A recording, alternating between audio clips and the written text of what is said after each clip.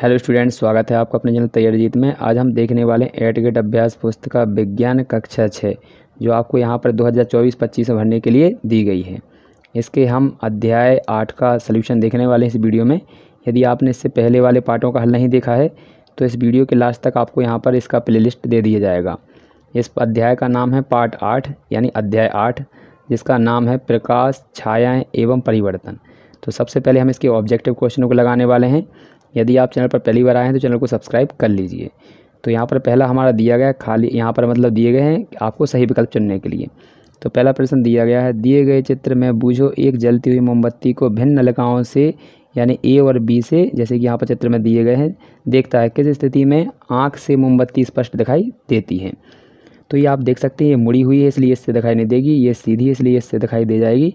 तो इसका सही आंसर हो जाएगा ऑप्शन नंबर बी, यानी केवल चित्र बी से दिखाई देगी। नेक्स्ट क्वेश्चन है आपका दूसरा। तो दूसरा क्या दिया गया देखिए यहाँ पर। तो यहाँ लिखा है, दिए गए चित्र को ध्यानपूर्वक देखिए। जब टॉर्च को दर्शाए अनुसार जलाया जाता है तो स्थान बी यानी यहाँ पर स्थान बी पर प्रकाश का एक धब्बा प्राप्त होता है। तो प्रकाश के इस धब्बे को प्राप्त करने के लिए यहाँ पर क्या रखना होगा? तो ऑप्शन आपके दिए गए इनमें से सही आंसर आपको हो जाएगा दर्पण।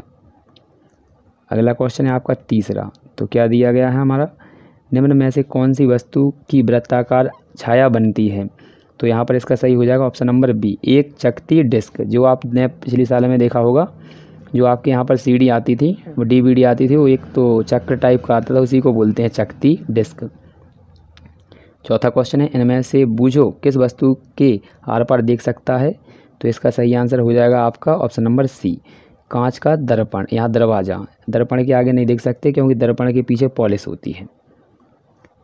अगला है हमारा पांचवा क्वेश्चन। तो इसमें क्या दिया गया देखिए, बूझो सूर्य के सामने खड़ा हुआ है तब बूझो की परछाई कहाँ बनेगी? तो आप देखिए रखकर अपने आप को, तो इसका सही आंसर हो जाएगा उसके पीछे, बूझो के पीछे उसकी परछाई बनेगी। इसके बाद हमारे रिक्त स्थान दिए गए हैं।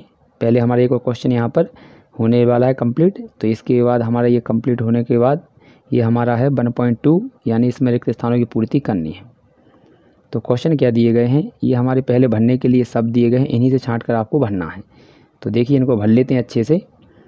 तो यहाँ पर ये हमारा पहला है रिक्त स्थान, सूर्य की तरह है स्वयं प्रकाश का उत्सर्जन करने वाली वस्तुओं को कहते हैं। तो क्या कहते हैं? इसको कहा जाता है दीप्त पिंड।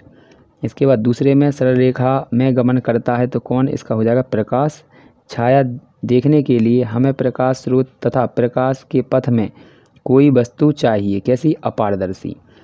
सूर्य ग्रहण के समय हमें सूर्य को कदापि नहीं देखना चाहिए सीधी आँखों से। पिन होल कैमरे द्वारा प्रतिबिंब बनता है तो इसका हो जाएगा उल्टा। तो ये भर लीजिए अच्छे से। इसके बाद हम अगला क्वेश्चन देख लेते हैं। तो ये दिया गया हमारा क्वेश्चन नंबर अगला, ये दूसरा क्वेश्चन है। क्या लिखा है, अंधेरी में रखी गई किसी वस्तु को क्या हम देख पाते हैं? इसको देखने के लिए किसकी आवश्यकता होती है? तो इसका आंसर लिखेंगे, हम अंधेरे में रखी वस्तु को नहीं देख पाते हैं, वस्तु देखने के लिए हमें प्रकाश की ज़रूरत होती है। इसके बाद अगला क्वेश्चन है आपका। तो ये दिया गया तीसरा प्रश्न। क्या दिया गया देखिए, यहाँ लगा किसी वस्तु की छाया कब और क्यों बनती है? तो जब प्रकाश के मार्ग में कोई अपारदर्शी वस्तु आ जाती है तब उस अपारदर्शी वस्तु का छाया यानी प्रतिबिंब वस्तु के पीछे बनता है, परछाई उसके पीछे बनती है। तो ये आंसर हो जाएगा। अगला क्वेश्चन दिया गया है ये आपका चौथा। तो यहाँ लिखा हुआ है, पिन होल कैमरे में छवि निर्माण के लिए प्रकाश का कौन सा गुण जिम्मेदार है? तो इसका हो जाएगा, पिन होल कैमरे में छवि निर्माण के लिए प्रकाश का सरल रेखा में गमन करने का जो गुण होता है वह जिम्मेदार होता है। इसके बाद अगला क्वेश्चन है आपका पाँचवा। बूझो ने अपनी हथेली में पारदर्शी कांच प्लास्टिक की सीट ले ली है, उसका प्रतिबिंब कहाँ बनेगा? तो देखिए इसका आंसर लिखेंगे हम। तो इसका प्रतिबिंब क्या है देखिए, तो यहाँ पर लिखेंगे इसका कोई प्रतिबिंब नहीं बनेगा क्योंकि प्रतिबिंब अपारदर्शी वस्तुओं का बनता है, ना कि पारदर्शी वस्तुओं का। क्योंकि कांच से प्रकाश आर पार हो जाएगा तो इसका वो क्या है, प्रतिबिंब नहीं बनेगा, यानी छाया नहीं बनेगी। अगला क्वेश्चन है छठवां। तो ये दिया गया है छठवां क्वेश्चन। क्या लिखा हुआ है, प्रकाश की उपस्थिति में हम अपने चेहरे को कैसे देख पाते हैं? तो यहाँ पर लिखेंगे, जब चेहरे और दर्पण से परावर्तित प्रकाश हमारी आँखों में प्रवेश करता है तो हमारे मस्तिष्क में एक छवि बनती है, इस छवि के आधार पर हम वस्तु को देख पाते हैं। तो ये अच्छे से कंप्लीट कर लीजिए, ये आंसर हो जाएगा इसका। इसके बाद अगला क्वेश्चन दिया गया आपका सातवां। तो क्या लिखा है, नीचे दी गई वस्तुओं में से हमें जलने वाली और बिना जलने वाली वस्तुओं को छांटना है। जो जलती हैं उन्हें बोलते हैं दीप्त और जो नहीं जलती हैं उन्हें बोलते हैं अदीप्त। तो देखिए यहाँ पर आंसर लिखे हुए हैं, तो इनको अच्छे से लिख लीजिए। ये ऑप्शन दिए गए थे आपके, इन्हीं में से छांट कर लिखना था। तो जलने वाली चीज़ें हैं जैसे सूर्य, यहाँ पर टॉर्च लाइट, और यहाँ पर ये हो जाएगा, इसके बाद आपकी ये वाला हो जाएगा या ये वाला हो जाएगा। तो ये तीनों चारों हैं जितने ये जलने वाले होते हैं। जैसे कि देखिए सूर्य जलता है, टॉर्च की लाइट जलती है, आकाशीय बिजली है वो भी चमकती है, सड़क की लाइट जलती है, गाड़ियों की लाइट जलती है। ये वाले नहीं जलते हैं। ठीक है, जलना मतलब होता है प्रकाश उत्सर्जित करना, लाइट के जरिए या फिर बिना माध्यम के। जलना मतलब आग से नहीं होता है। ठीक है, तो यहाँ पर देखेंगे 8वां, पहेली ने टॉर्च की रोशनी पारदर्शी कांच के एक दर्पण पर डाला, जो डाली तो उस पर क्या अंतर दिखाई देगा। तो देखिए 2 जगह पर डाली उसने, तो यहाँ पर हो जाएगा रोशनी पारदर्शी कांच के आर पार हो जाएगी, जबकि दर्पण से परावर्तित होकर लौट आएगी, क्योंकि दर्पण के पीछे क्या होती है, पॉलिश। इसके बाद 9वां क्वेश्चन दिया गया हमारा, चित्र में दिखाए गए, यहाँ पर चित्र में दिखाया गया है कि ये सूर्य है और ये टेबल है। तो यहाँ पर हमें परछाई चाहिए इस टेबल पर, तो हमें वृक्ष कहाँ खड़ा करना पड़ेगा, यहाँ पर बीच में। तो ये जिस प्रकार से खड़ा हुआ है इस प्रकार से आपको नोट डाउन कर लेना है। नेक्स्ट क्वेश्चन है आपका, ये देख लीजिए 10वां। इसमें लिखा हुआ है दिए गए विभिन्न रंगों के डिब्बों द्वारा बनने वाली छाया किस रंग की बनेगी। तो इसका हो जाएगा प्रत्येक रंग की वस्तु की परछाई काले रंग की बनेगी। तो यहाँ पर ये लिख लीजिएगा। इसके बाद अगला आप जाकर ट्राई भी कर सकते हैं घर पे। तो इसके बाद हमारा अगला क्वेश्चन है, किसी वस्तु की छाया बनने के लिए आवश्यक परिस्थितियाँ क्या हैं। तो यहाँ लिखेंगे जब प्रकाश किसी अपारदर्शी वस्तु से टकराता है तो उस वस्तु के पीछे जो काला चित्र दिखाई देता है उसे हम छाया कहते हैं। इसके लिए परिस्थितियाँ आपकी, कोई वस्तु सूर्य के सामने होनी चाहिए, तब उसके पीछे परछाई बनती है। इसके बाद अगला क्वेश्चन है आपका, तो ये है 12वां क्वेश्चन। तो इसमें क्या लिखा है, छिद्र, यहाँ पर सूची छिद्र कैमरे की क्रियाविधि चित्र सहित लिखनी है। तो ये दिया गया है, इसके लिए कैसे लिखेंगे, सूची छिद्र कैमरा लेकर छोटे बॉक्स के खुले हुए सिरे से देखें, अपने सिर और कैमरे को काले कपड़े से ढक लें। अब कैमरे से दूर किसी वस्तु जैसे कि पेड़ को देखने का प्रयत्न करें। जिस वस्तु को आप देखना चाहते हैं वह सूर्य की तेज धूप में रखी होनी चाहिए।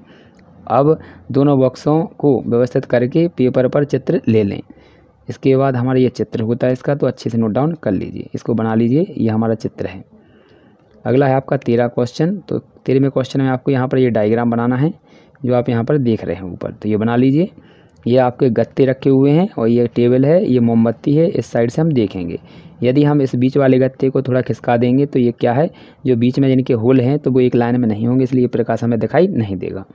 तो यही लिखा हुआ है। देखिए हम एक ही आकार व समान छेद वाले 3 गत्ते और एक मोमबत्ती लेते हैं, फिर इन्हें चित्रानुसार व्यवस्थित करेंगे। पहले ओर से देखने पर, यानी इस साइड से देखने पर जो आप चित्र में देख रहे हैं, तो पहली ओर से यहाँ से देखने पर हमें इस साइड मोमबत्ती जलती हुई दिखाई देती है, यही लिखा है इसमें।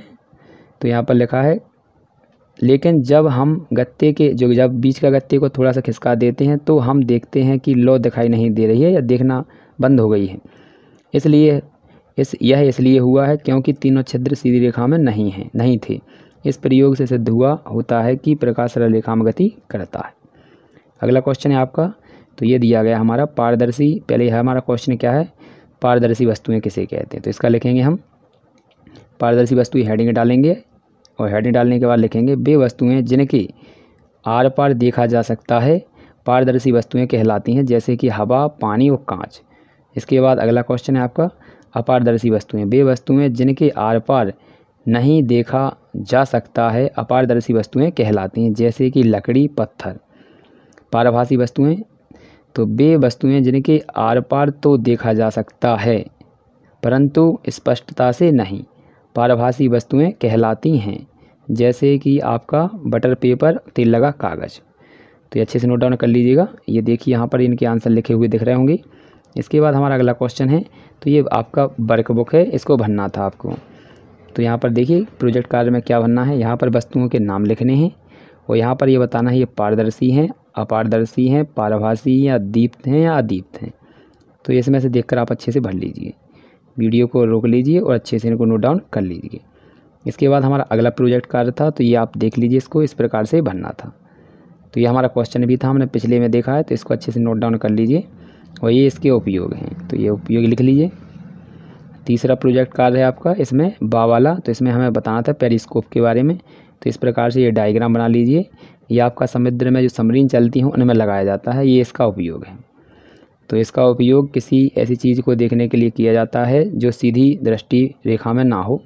पनडुब्बियों में पेरिस्कोप होते हैं ताकि वह पनडुब्बी पानी के नीचे हो तो नाविक पानी की रेखा में सीधा देख सके। तो ये आंसर हो जाएंगे।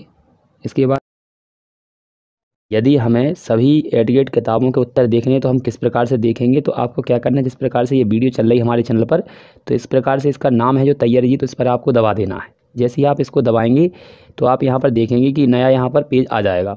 इस पेज में आपको क्या करना है, यहाँ पर आप पेज पर देख सकते हैं, यहाँ इसको थोड़ा ऊपर करेंगे तो यहाँ पर आप देख सकते हैं इसमें ऑप्शन दिए गए हैं यहाँ पर प्ले लिस्ट। इस प्ले लिस्ट पर आपको दबा देना है। जैसे ही आप इस प्ले लिस्ट पर दबाएंगे तो दूसरा पेज यहाँ पर आ जाएगा। तो इस प्रकार से ये पेज आ चुका है। इस पेज में आप देख सकते हैं कि आपके यहाँ पर सब्जेक्ट दिए गए हैं। जिस भी सब्जेक्ट का आपको हल देखना है तो आप उस पर दबाएंगे। जैसे मान लीजिए हम यहाँ पर गणित पर दबा देते हैं, तो आपने गणित पर दबाया तो यहाँ पर देख सकते हैं गणित के सभी वीडियो यहाँ पर आ चुके हैं। जिसको भी आप देखना चाहते हैं उस पर आप क्लिक करेंगे और देख लें।